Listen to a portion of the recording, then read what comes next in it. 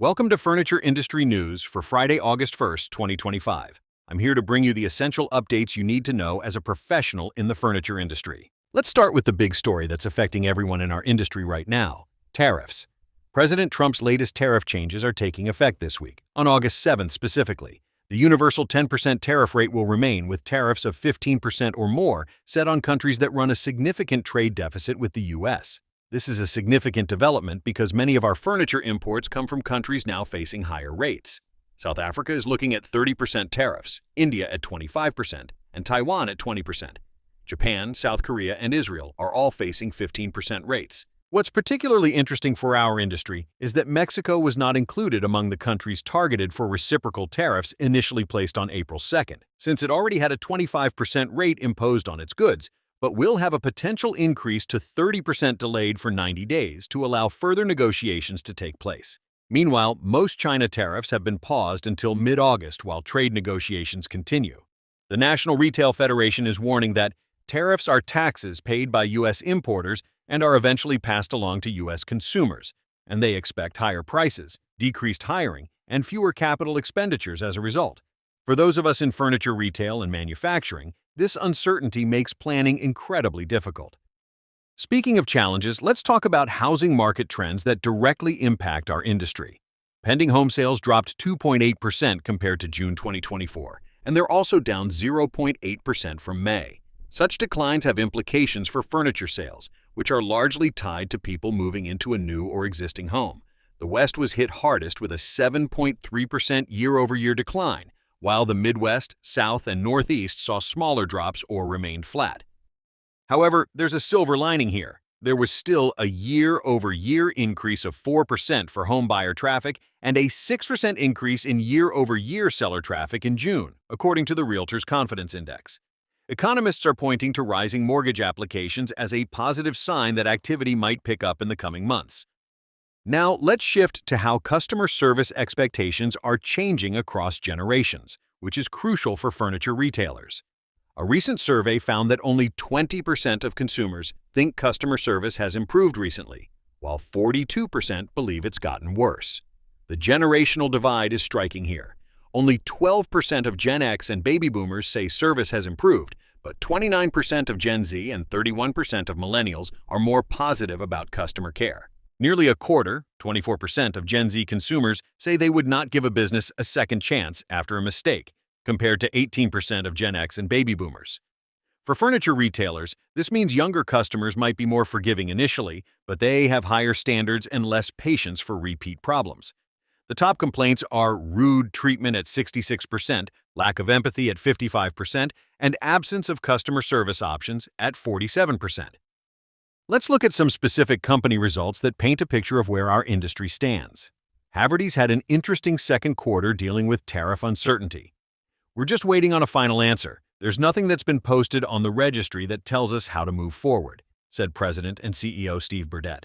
The company had to suspend part of its custom order business from China when tariffs hit 145%, but they're bringing it back as rates have come down.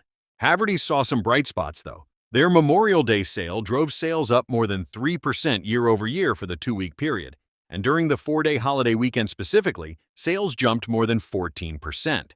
Web sales grew 8.4% in the quarter, and their email loyalty campaigns generated $17 million. The company is already planning expansion with 4 finalized leases for 2026 openings. Ethan Allen's fiscal 2025 results show the mixed picture many companies are facing. For the year and fourth quarter ended June 30th, the company saw a 4.9% decline in net sales year-over-year at $160.4 million for the quarter and $614.6 million for the year. However, written orders increased 1.6% in the fourth quarter for their retail segment, which suggests some optimism for future sales.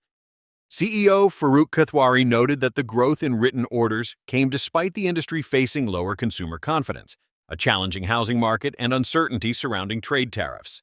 The company has been focusing on efficiency, reducing headcount by 5.7% compared to last year and by 32.2% since 2019. They ended the fiscal year with $196.2 million in cash and no debt, which puts them in a strong position to weather uncertainty. In the supply chain and logistics space, both Leggett and Platt and XPO reported results that show the challenges and opportunities in our industry.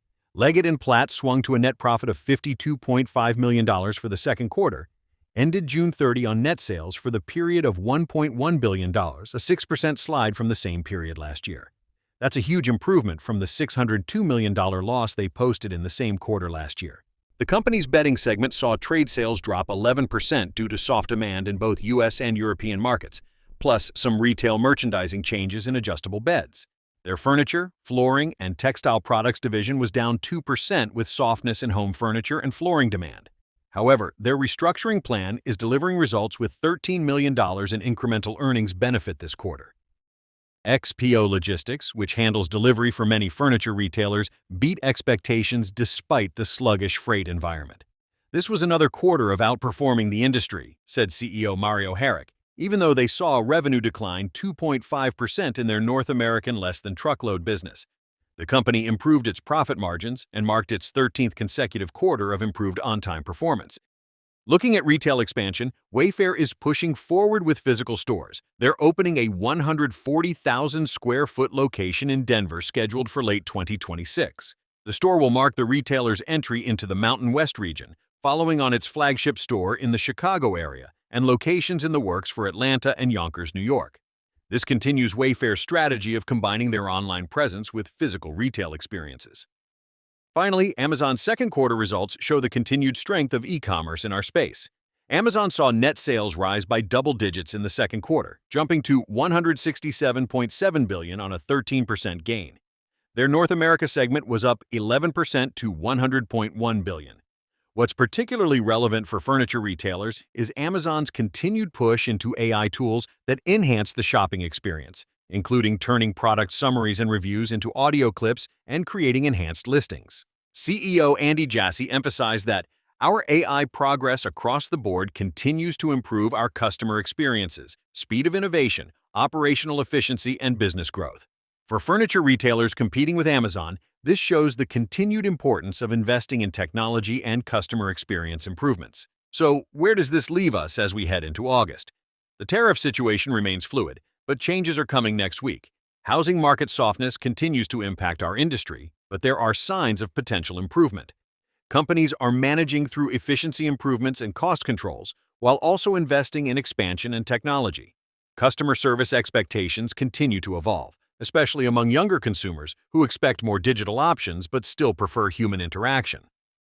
The key takeaway is that successful furniture companies are staying flexible, maintaining financial strength, and continuing to invest in customer experience and operational efficiency even during uncertain times. That wraps up today's furniture industry news. If you found this helpful, please subscribe to stay up to date with all the latest news affecting our industry.